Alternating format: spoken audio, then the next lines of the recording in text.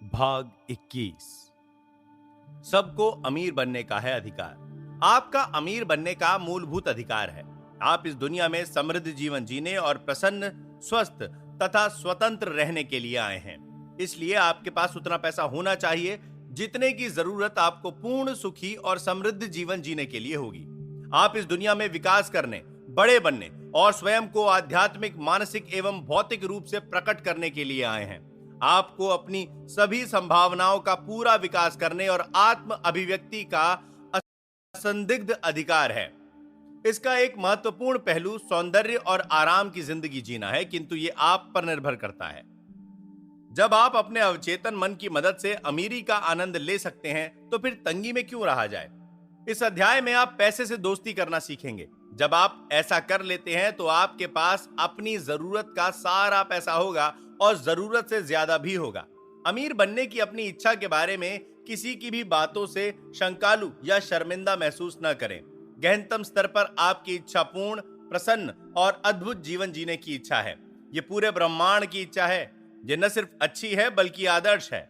आपके लिए यह न सिर्फ कमी से आजादी का प्रतीक है बल्कि सुंदरता, परिष्कार, प्रचुरता और विलासता का भी प्रतीक है। यह किसी भी राष्ट्र की आर्थिक सेहत का प्रतीक है। अगर रक्त आपके शरीर में मुक्त रूप से प्रवाहित होता है तो आप शारीरिक दृष्टि से स्वस्थ हैं। अगर धन आपके रूप में मुक्त रूप से प्रवाहित हो रहा हो तो आप आर्थिक दृष्टि से स्वस्थ हैं। जब लोग धन संचय करने लगते हैं, उसे टिन के डिब्बों में बंद करने लगते हैं और भयांक्रांत या आशंकित होने लगते हैं, तो वे आर्थिक दृष्टि से बीमार बन जाते हैं। धन के प्रतीक सदियों से रूप बदलते रहे हैं। आपके विचार में आने वाली लगभग हर चीज ने इतिहास में किसी न किसी समय और किसी न किसी जगह धन का काम किया है। सोना और चांदी धन का रूप है। पहले भी थे, लेकिन कभी नमक, मनके और कई सस्ती चीजें भी थीं।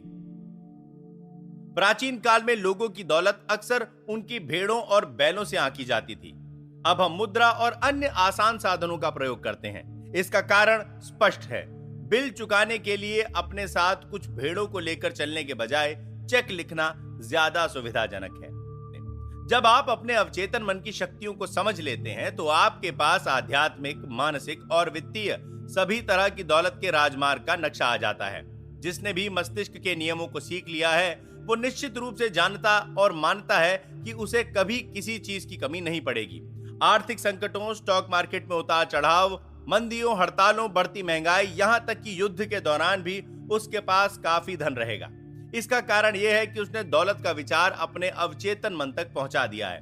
परिणाम स्वरूप उसका मन उसे दौलत देता रहता है, चाहे वो जहां भी रहे।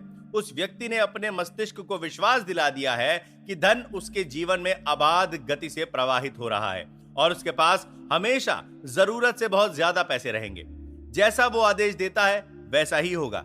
अगर कल वो वित्तीय रूप से बर्बाद हो जाए और उसके पास की हर चीज मूल्यहीन हो जाए, तब भी वो दौलत को आकर्षित करेगा।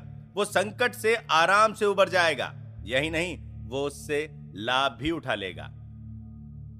यह अध्याय पढ़ते समय शायद आप सोच रहे हो, मैं ज्यादा आमदनी का हकदार हूं। मेरी राय में यह अधिकांश लोगों के बारे में सही है।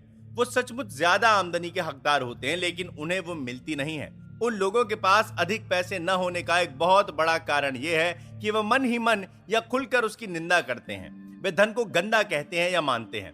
वे अपने बच्चों और दोस्तों से कहते हैं कि धन का प्रेम ही सारी बुराइयों की जड़ है।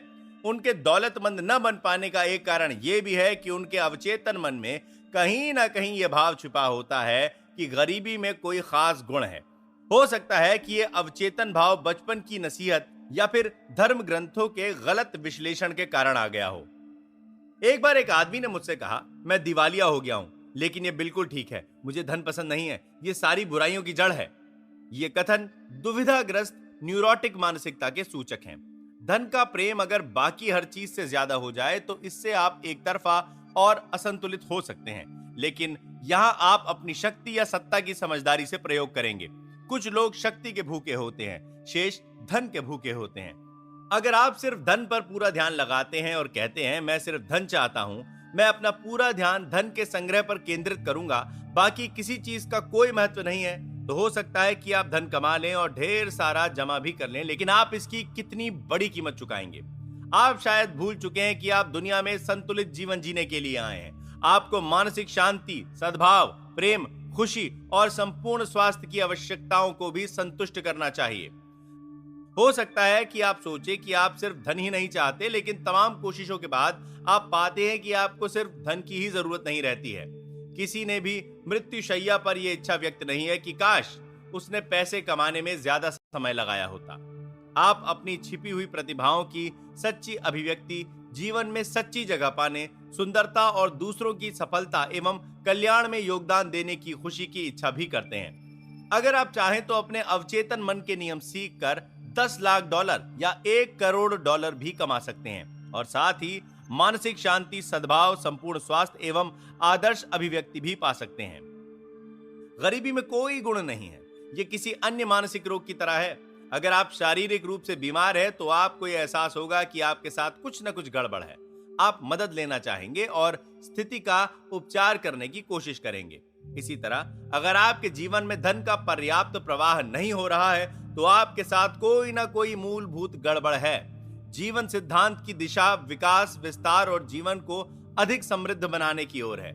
आप यहाँ पर किसी दड़बे में रहने, चिथड़े पहनने और भूखों मरने के लिए नहीं आए हैं। आपको खुश, समृद्ध और सफल बनना चाहिए। धन के बारे में सारे अजीब विश्वास और अंधविश्वास अपने मन से धो डालें। कभी भी धन को बुरा या गंदा ना माने। ऐसा करने पर यह पंख लगाकर आपसे दूर उड़ जाएगा। याद रखें, आप जिसकी बुराई करते हैं उसे खो देते हैं। आप जिसकी आलोचना करते हैं उसे आकर्षित नहीं कर सकते। यहां एक आसान तकनीक दी जा रही है जिसका प्रयोग आप अपने जीवन में धन को कई गुना करने के लिए कर सकते हैं। दिन में कई बार ये वाक्य दोहराएं, मुझे धन पसंद है, मैं इसे प्रेम करता हूं, मैं इसका समझदारी से, सृजनात्मक तरीके से और न्यायपूर्ण प्रयोग करता हूं। मेरे जीवन में धन का लगातार प्रवाह हो रहा है, मैं खुशी से इसे मुक्त करता हूं और यह अद्भुत तरीके से कई गुना होकर मेरे पास लौटता है। यह अच्छा है, बहुत अच्छा है।